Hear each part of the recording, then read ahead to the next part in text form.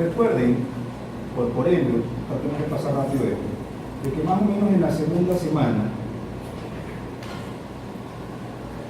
el disco que nos representa corporalmente hablando es un disco bilaminar.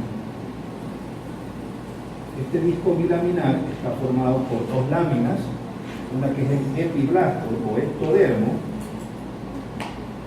representado por básicamente la cavidad amniótica,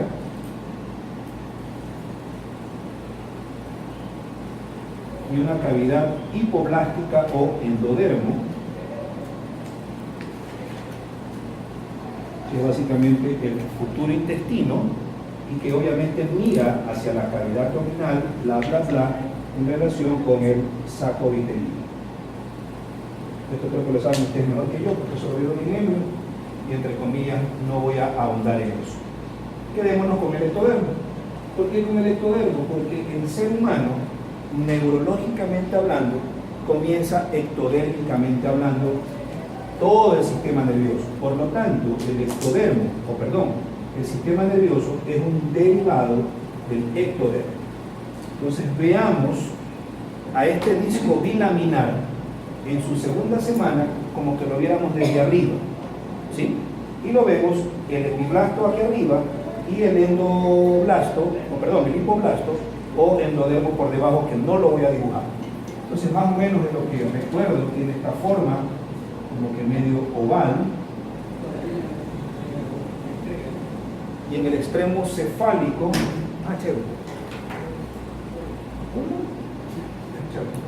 en el extremo cefálico tenemos lo que se llama la placa protocordal o procordal, que es la misma vaina, y en la parte como que inferior o caudal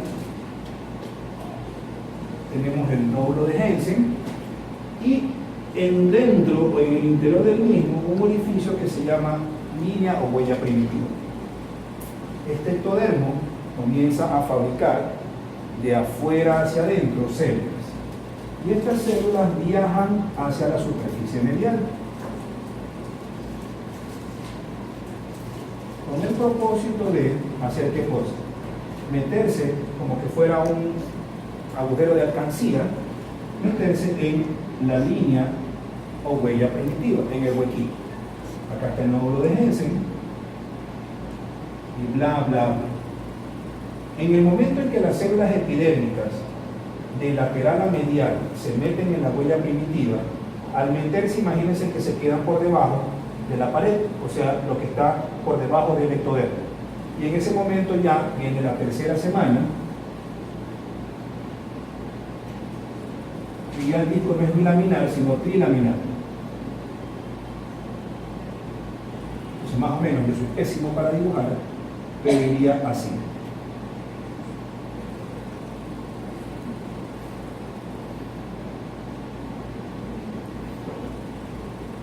Este sería el ecto, y resulta que las células que se metieron formaron algo que se llama, que lo mencionó ahorita el compañero de ustedes, y que se llama notocorda.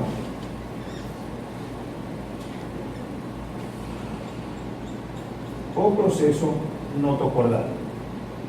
Y en ese momento ya se formó lo que lo hace al disco de bi a trilaminar, el mesodermo, que es el mesénquima propiamente dicho. Pero, como mesénquima, este mesénquima, valga la redundancia, crea a sus lados como que dos bandas o barras que se llaman mesodermo. Pero ese mesodermo tiene a su vez tres partes.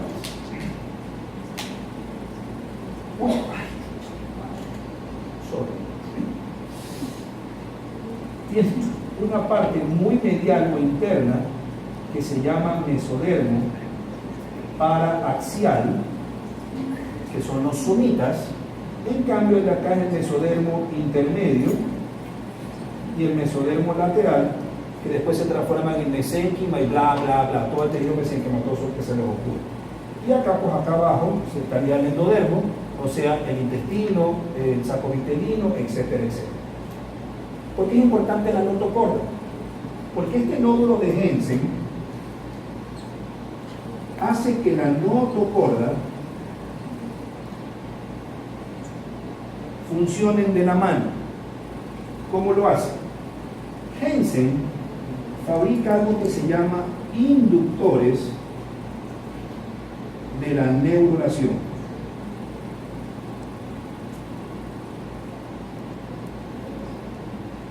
Entonces, hasta ahí estamos claros. Sí, ¿puedo borrar esto para seguir? Sí, ok. ¿Ah? Inductores. O sea, Hensen fabrica algo que se llama inductores de la neurulación. Entonces van a ver dos cosas que parece ser que fuera lo mismo, pero en realidad no es lo mismo. Viene el sistema nervioso a funcionar a expensas de la función del nódulo de Hensen. Y esto ocurre invariablemente alrededor del día 18. La mayoría de textos mantienen, ustedes van a decir, el 18, el 19, un día más, un día menos. No. Ese un día más, un día menos, o 10 minutos antes o 10 minutos después, es brutal para esta cuestión. Ya van a ver por qué. El día 18 invariablemente es el día en que se forma la placa neural.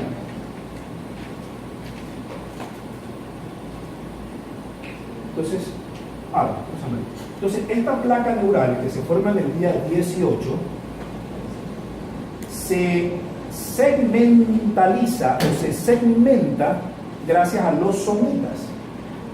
Pero los somitas se forman entre el día 19 y el 21. Por lo tanto, primero se forma el tejido nervioso, pero este no se puede medularmente segmentar hasta el día siguiente y avanza hasta el día 21, en que se fabrican o se forman los somitas. Una vez que los somitas se forman, los somitas segmentan a la médula. Eso fue lo que les dije en las clases anteriores. La médula tiene que segmentarse. Nacemos con una médula asegmentada, pero para que se segmente necesita ella que se formen en derredor de ella los somitas. Si los somitas no se formaran, y eso a veces ocurre, no se segmenta la médula y sencillamente no nacemos con tejido nervioso, pero sí con el resto, ¿sí? Con cualquiera de los otros derivados. Eso tiene nombre y apellido. Entonces, en el momento en que pasa esto, imaginémonos que cual suela de zapato se forma la placa neural. ¿Por qué se forma la placa neural? La placa neural se forma gracias a algo que se llama inducción dorsal. Entonces volvemos con uno de los principios básicos del sistema nervioso de los tres: de atrás hacia adelante, de abajo hacia arriba y del centro a la periferia. Este lo hace por detrás, todo es por detrás, le encanta por detrás. Entonces esta inducción dorsal obliga a que el ectodermo, cuando se transforma en surco y se cierra y se hace tubo, todo lo hace siempre por detrás. Entonces, aunque suene feo lo que estoy diciendo, entonces este surco se comienza a invaginar sobre su extremo dorsal, el extremo dorsal del embrión, para formar el surco. En el momento en que se forma el surco, en las bisagritas, si es que cabe el término, de cada uno de esos surcos comienzan a formarse células. Y esas células se llaman crestas neurales.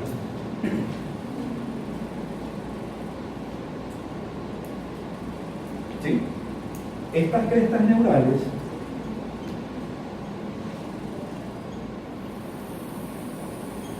originan tres cosas. Primero, ganglios. Segundo, células. Y tercero, parte del esqueleto. ¿Qué ganglios? El ganglio de la raíz dorsal. Los ganglios autónomos, en particular más los del simpático y menos los del parasimpático, y los ganglios de los pares craneales.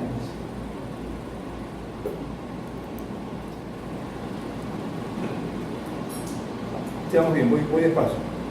Sí. ¿Qué células? las células de la pía madre, o sea, meninge, las células de la aracnoide,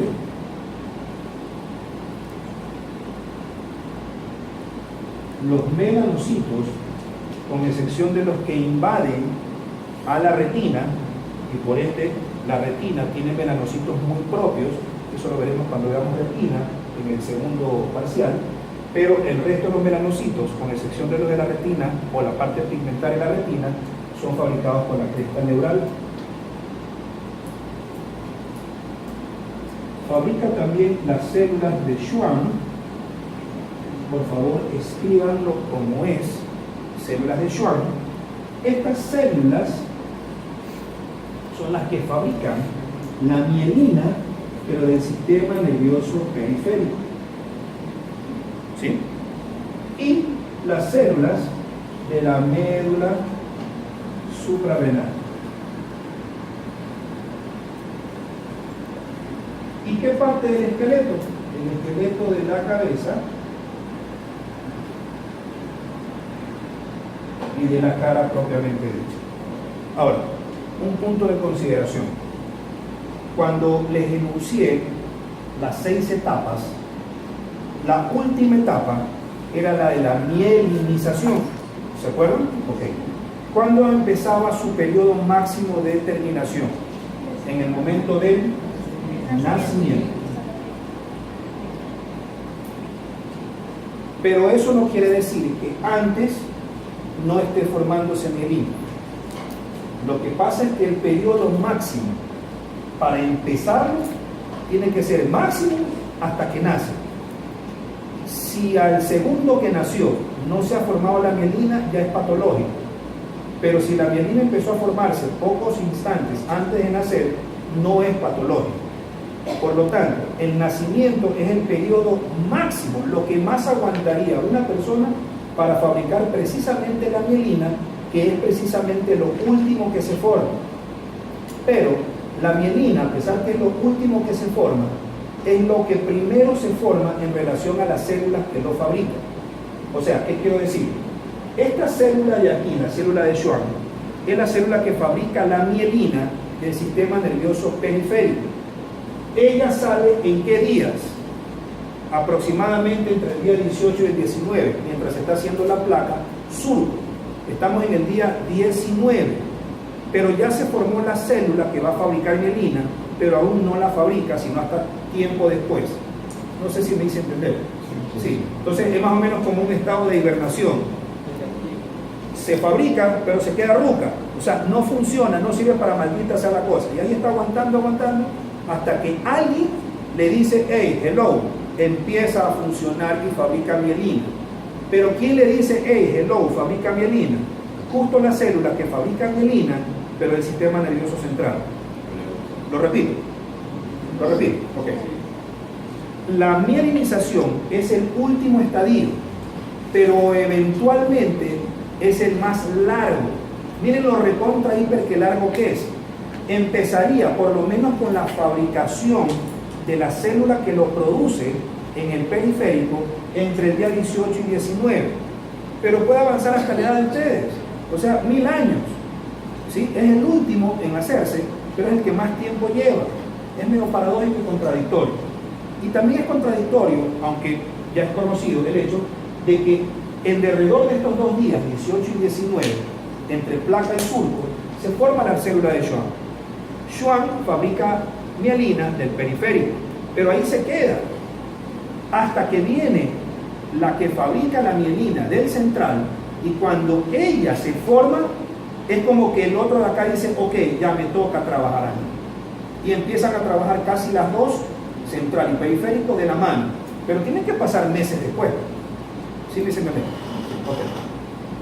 Okay. Viene la inducción, bla, bla, bla. Entonces, esta deformación, que entre comillas antes no se le paraba mucha bola, tiene una importancia brutal para lo que quieran ustedes en relación con patologías neurodegenerativas. Casi todas las patologías neurodegenerativas tienen que ver en particular con este estadio súper temprano de neurogénesis del sistema nervioso en el ser humano. ¿Por qué? porque mientras se están deformando la placa, lo que hace que la placa se deforme y forme el surco y luego forme el tubo es a través de dos tipos de mecanismos. ¿Se puede borrar eso? Es a través de dos tipos de mecanismos. Mecanismos celulares y mecanismos moleculares. Los mecanismos celulares tienen que ver con la formación súper temprana de microtúbulos y microfilamentos. Pero precisamente esas dos pinches estructuras son las que fabrican el futuro citoesqueleto de la neurona. Cuando esto no se forma bien o a la patada, se crea a mediano plazo, después les digo en qué tiempo de la embriogénesis ocurre, comienza a producirse o a darse un fenómeno que nosotros no lo podemos predecir, pero que en el momento que lo sufrimos nos damos cuenta de lo que iba a pasar eventualmente si no lo hubiéramos descubierto a tiempo. Y a eso se le llama, y creo que lo han visto, como apoptosis. Creo que han visto el término. Apoptosis es muerte celular programada. Nadie puede predecir la calidad de la apoptosis que tenga o no, porque nadie se va a estudiar embriogénicamente hablando los microtúbulos y los microfilamentos. Pero eventualmente cuando algo altera el citoesqueleto en este estadio, puede producir apoptosis a mediano y largo plazo. Obviamente es un proceso que no lo podemos predecir, sino solamente tratar. Las dos enfermedades más frecuentes con calidad apoptósica del sistema nervioso son la enfermedad de Alzheimer y la enfermedad de Parkinson. En todo el planeta Tierra, todos los estudios giran en derredor de estas dos enfermedades. Esta es la primera y esta es la segunda enfermedad neurodegenerativa del planeta, y eso no va a cambiar nunca jamás en la vida. ¿Sí? Y los mecanismos moleculares, que lo que hacen es solamente fabricar glicoproteínas de superficie. Glicoproteínas de superficie. Y esas glicoproteínas de superficie se llaman inmunoglobulinas. Pero que lo han visto, lo han leído, se los han mencionado. Tenemos las inmunoglobulinas G y las inmunoglobulinas M. Pero en términos generales, estas inmunoglobulinas se llaman MAC, M-A-C, molécula de adherencia celular. MAC, en inglés es CAM, moléculas de adhesión o adherencia celular. ¿En qué sentido estas moléculas de adherencia celular son importantes? Porque estas son las que nos permiten el reconocimiento de nuestra mitad izquierda con la mitad derecha de nuestro cuerpo. Creo que todos ustedes lo saben, hasta por tiras cómicas, que estamos divididos en dos mitades que no son para nada exactamente iguales. El propósito de que exista esa desigualdad es porque lo normal es que se codifiquen genes. Sorry si soy muy genético, pero es lo que creo que les va a servir más. Es porque el ser humano debe normalmente codificar genes asimétricos. Y esa codificación de genes asimétricos nos permite mantener la normalidad de la simetría entre el hemicuerpo izquierdo y el hemicuerpo derecho. Cuando sucede lo contrario, viene la dextrocardia, el situs inversus y bla, bla, bla, que creo que lo han visto en embrio o en anato o en alguna de las materias. Creo que sí lo han visto, por lo menos alguien se lo ha mencionado. Pero comienza en este estadio. ¿Cuál es el propósito de estos genes asimétricos? Que entre comillas el codificarse es lo normal. Que se expresen ciertas proteínas que hacen que seamos derecho diferente del izquierdo y jamás al revés. Cuando esto se anormaliza, ya no se expresa la asimetría de esos genes. ¿Cuáles son esas proteínas? La activina y la SHH.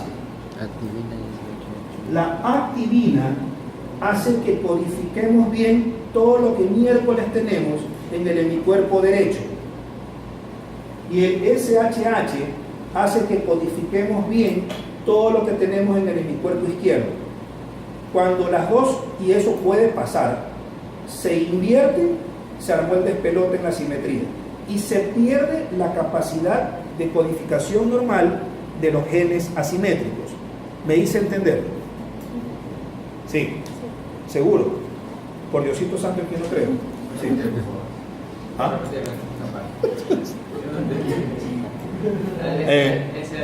Lo de SH. Lo normal es que codifiquemos genes asimétricos. Lo anormal es que esa simetría se invierta.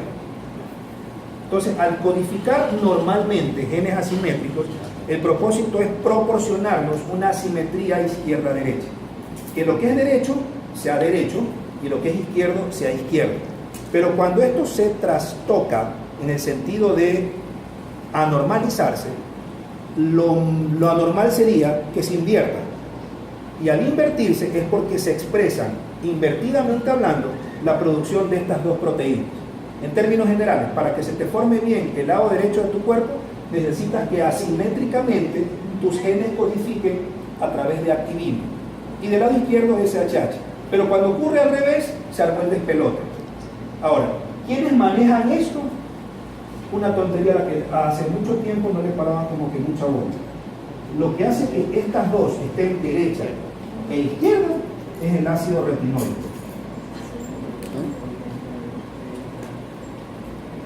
Y hay el uso, entre comillas, como que medio empírico, de darle de tomar a la madre, aparte del ácido fólico, vitamina A, el ácido retinoico, retinol, etcétera, etcétera.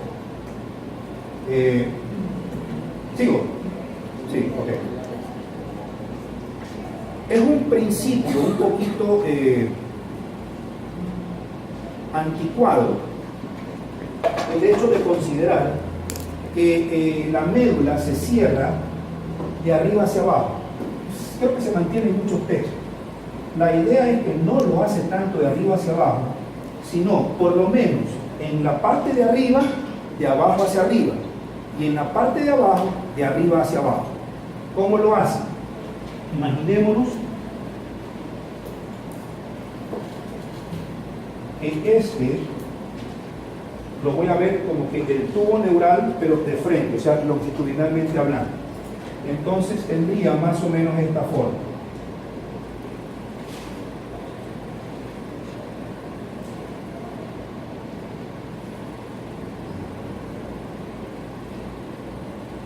Como un hueso de un perrito.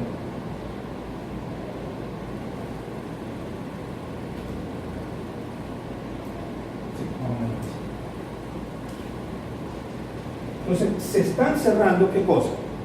Los neuroporos. El de acá arriba es el neuroporo anterior, y el de acá abajo es el neuroporo posterior. Más o menos, la mayoría de artículos mencionan que el neuroporo anterior se cierra siempre entre el 23 y el 24. Y el neuroporo posterior se cierra entre el 25 y el 26. Pero hay otros textos que incluso alargan esto en cada uno de los dos. Y lo alargan hasta más o menos entre el 24 hasta el 26. En cambio, este de aquí lo alargan hasta incluso el día 28. Lo que sí les puedo decir es que en relación al neuroporo anterior, jamás debe estar cerrado antes del día 23, pero ya debe estar 100% cerrado en el día 26. En relación al neuroporo posterior, no debe estar ni de broma cerrado en el día 25, pero de ley ya debe estar 100% cerrado en el día 28. Repito eso, sí. En relación al neuroporo anterior, no debe ni de broma empezar a cerrarse antes del día 23, pero de ley tiene que estar 100% cerrado luego del día 26. En relación al neuroporo posterior, no debe empezar a cerrarse antes del 25, pero de ley tiene que estar 100% cerrado después del día 28. ¿Qué sacan a relucir de eso? Algo que, entre comillas, bota a la basura el hecho de que digan la mayoría de libros, primero se cierra el anterior y después se cierra el posterior. Eso es relativamente falso y equivocado, porque si consideramos la fecha en que se cierran ambos, por lo menos en de alrededor del día 25, los dos se están cerrando a la vez. Así que ese concepto medio estúpido y erróneo, primero me cierro arriba y después me cierro abajo, es bastante falso. ¿Sí? ¿Sigo? ¿Sigo? Ok. En relación al neuroporo anterior, este se cierra arriba, de abajo hacia arriba. En cambio, el posterior de arriba hacia abajo, como que fuera un cierre normal y contrario. Repito, en relación al anterior se cierra de abajo hacia arriba, en relación al posterior se cierra de arriba hacia abajo. El de acá como que fuera un cierre, me sube el cierre, y el de acá como que me baja el cierre, totalmente al revés. ¿Sí? Eso hace que cada uno de estos dos neuroporos tenga sitios de cierre. El neuroporo anterior tiene 2 y el neuroporo posterior tiene 3. O sea, 2 arriba de cerramientos y 3 abajo. El neuroporo anterior tiene un inicio de cierre y tiene un final de cierre.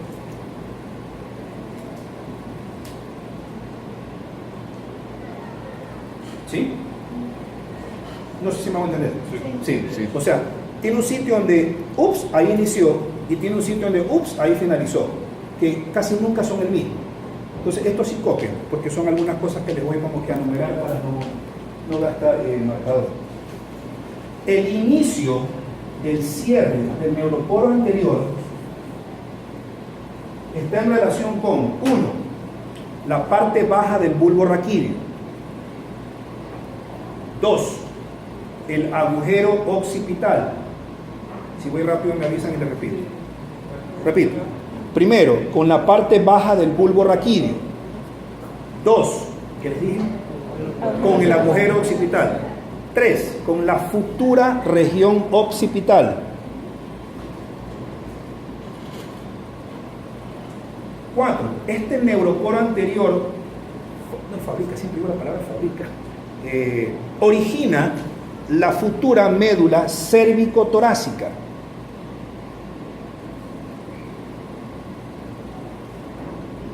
5. Está en relación con el rombencéfalo caudal.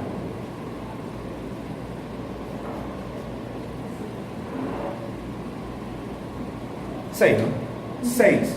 Indistintamente se puede iniciar a cerrar entre los somitas 2 al 4 o del 2 al 3. Cualquiera de las dos es válida. Se inicia a cerrarse entre los somitas 2 al 4 o del 2 al 3.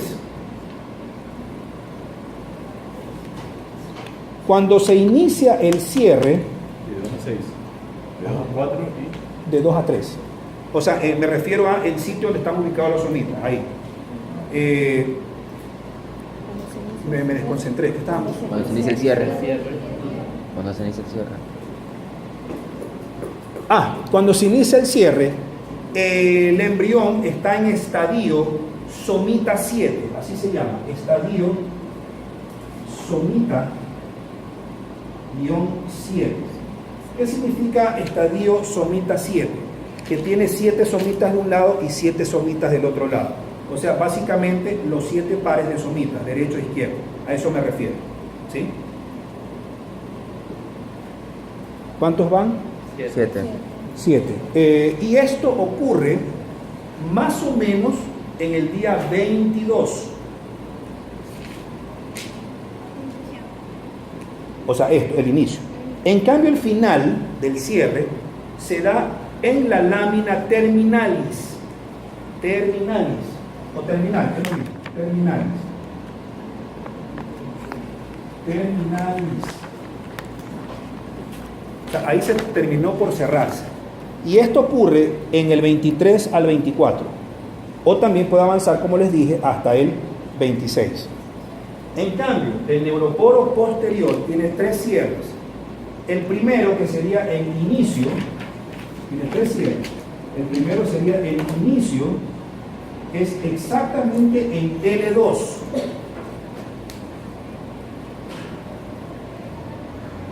Luego avanza hacia abajo y tiene un cerramiento intermedio para cerrarse entre L2 y avanza hasta S2.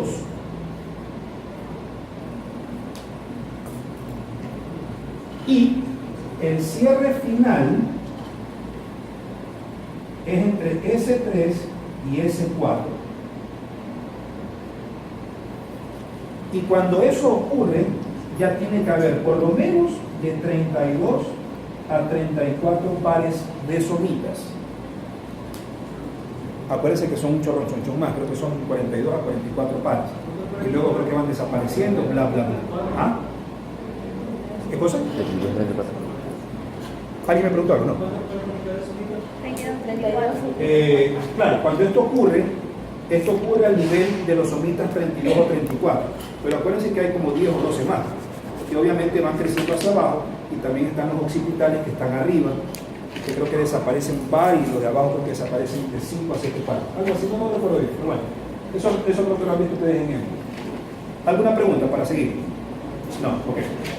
Entonces, estamos en neurulación. Se formó la placa, y la placa se forma, o sea, regresamos de nuevo para ya ver la patología. Y esta placa se forma gracias a la inducción dorsal del mesodermo cordal y del ectodermo. O sea, el mesodermo cordal significa de cordón medular, y el ectodermo deciden a la placa formarla. Pero en lo que la placa comienza a deformarse para formar los pliegues que originan el surco, ahí empieza la neurulación. ¿Sí? Entonces, ¿quién induce la neurulación? Jensen. O sea, Jensen orquesta la neurulación. Dice, yo la voy a empezar. ¿Cómo la empieza? Fabrica inductores. Y estos inductores son 3. Noggin, folistatina y cordina. No es corvina, cordina. Y esta acá no es nugget. Hay gente que me pone nuggets. Noggin, N-O-G-G-I-N, Noggin, folistatina, no es folistina, escriban por favor bien, folistatina y cordina. ¿Qué hacen estos tipos? Resulta que viene el ectodermo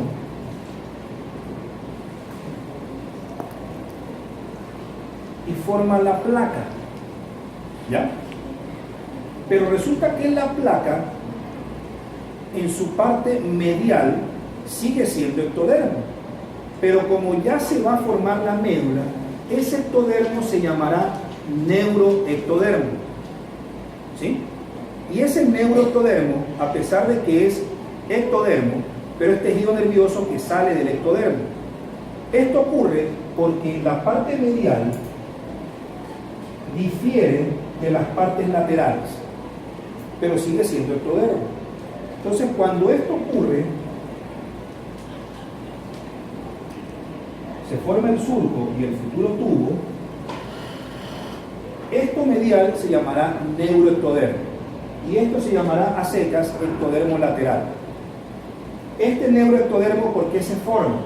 Porque estos inductores, que a su vez son fabricados por Jensen, se unen con algo que se llama BMP. En inglés es Bone Morphogenic Protein, o proteína morfogénica ósea, o proteína formadora de hueso. ¿Sí? Entonces, estas 3 tonteritas de acá se unen con el BMP. Este BMP también lo fabrica el ectodermo. Es múltiple el ectodermo, también lo fabrica el ectodermo. Pero cuando estos tres de aquí se unen con el de acá, bloquean a los receptores del mismo BMP. Esta unión de estos tres con este de aquí ocurre precisamente en el centro. Entonces, al unirse estos tres con este BMP, se bloquean los receptores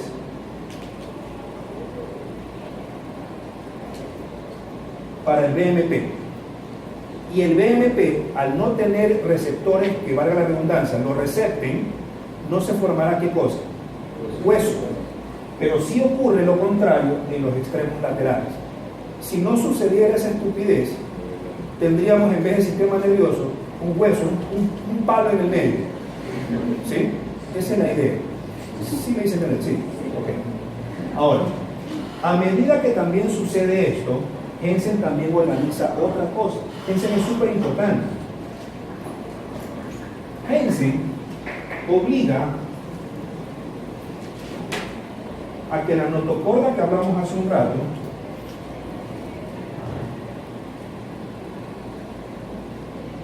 lo obliga, fabrique ¿qué cosa?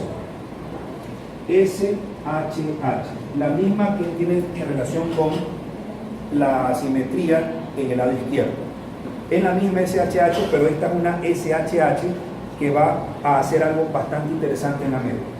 Esta SHH se llama en realidad molécula de señalización. Los genetistas le dicen EGHO. EGHO. HEDGEHOG. Ustedes creo que ven genética en algún parte, en algún sitio. O molécula de señalización. Entonces, ¿qué es lo que hace esta molécula de señalización?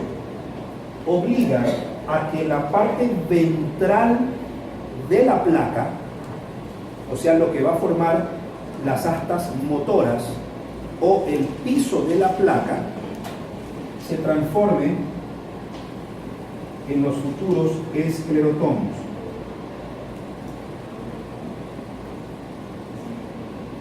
Y luego esos esclerotomos van a fabricar ¿qué cosa? Todo el mesénquima que rodea ¿a quién? A la médula, para poder tenerla bien resguardada. Entonces me refiero a quiénes? A los cartílagos, o sea, obviamente a los discos intervertebrales, fabrica los cuerpos de cada una de las vértebras, les fabrica los ligamentos, el supraespinoso, el interespinoso, los cervicales posteriores, los escalénicos, el ligamento amarillo, el ligamento dentado, el ligamento flava, bla, bla, bla. Y, obviamente, la parrilla o la caja postal, o sea, las costillas propiamente dichas. ¿La costilla? ¿Sí? Ok, sí.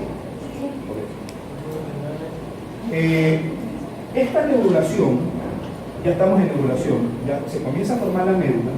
Entonces, esta neurulación se divide en dos: la primaria, que forma médula pero solamente hasta la médula lumbar, y la secundaria, que forma la sacra y la coxila.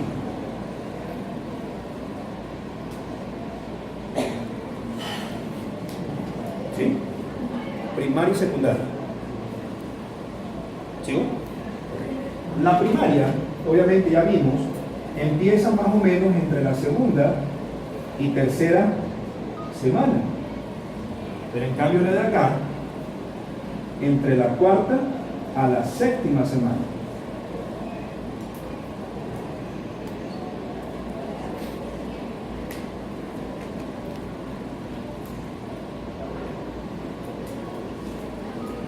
¿Sigo? Sí. Ok. Vámonos a la primaria. La primaria, y ya suficiente con esto, no porque ya se ha bombado, puede chévere. Pero es lo mismo. Yo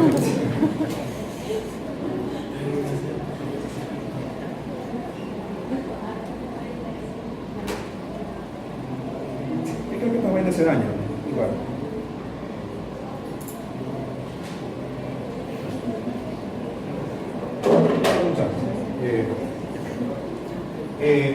Obviamente se puede lesionar. Cuando se lesiona, las patologías que les voy a mencionar van desde la más horrorosa hasta la menos horrorosa. No me pongan horrorosa en un examen, sino me refiero a la más hija de su madre hasta la que no es tan hija de su madre. Entonces, la más horrorosa de las patologías es la cranio-raquisquisis.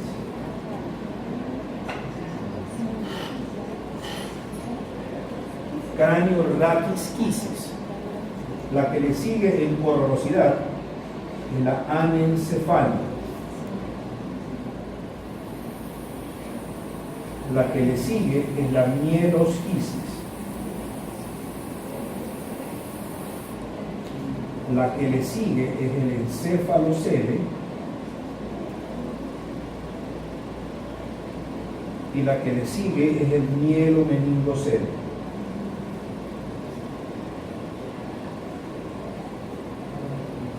¿Sí? Este es el orden secuencial patológico, desde la recontra que fea hasta la menos fea. Esta y esta son incompatibles con la vida. Estas dos no lo suelen ser tanto, y esta es recontra compatible con la vida.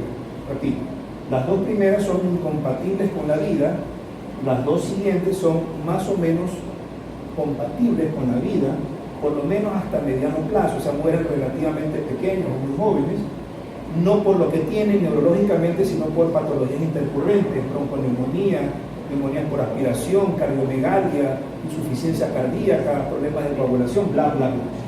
Y la última es la recontra que es compatible con la vida, pero igual deja secuelas si no se diagnostica, por lo menos hasta el primero o segundo año de vida. Esta de aquí, la cranio-raquisquisis, es el fracaso total de la neurulación. Eso significa que no hubo neurulación, pero sí se formó ¿qué cosa? La placa. Sino que nos quedamos cual suela de zapato, como placa.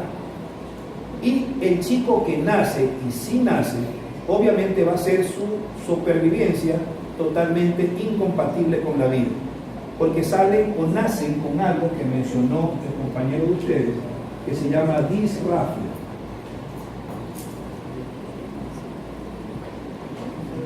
Como la formación del sistema nervioso está en relación con la formación de la piel, porque la piel es un derivado ectodérmico que nos cubre, si algo lesiona tempranamente a la formación del neuroectodermo en la parte medial, también va a lesionar las partes de los ectodermos laterales.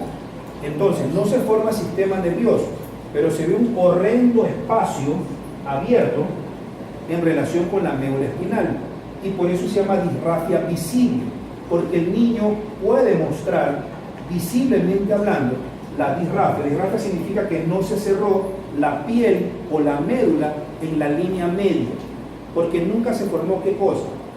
Tubo, pero sí se formó placa. La placa sí se forma siempre, jamás deja de formarse, pero lo que no se forma, de no formarse la neurulación, es de placa a tubo. ¿Sí? Ok. La anencefalia es el fracaso total, pero de la neurulación en relación al neuroporo anterior. ¿Sí? O sea, esta es restringida arriba. ¿Sí? De estas hay dos formas.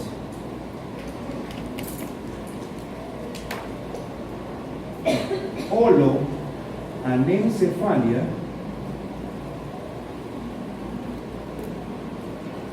y meroanencefalia.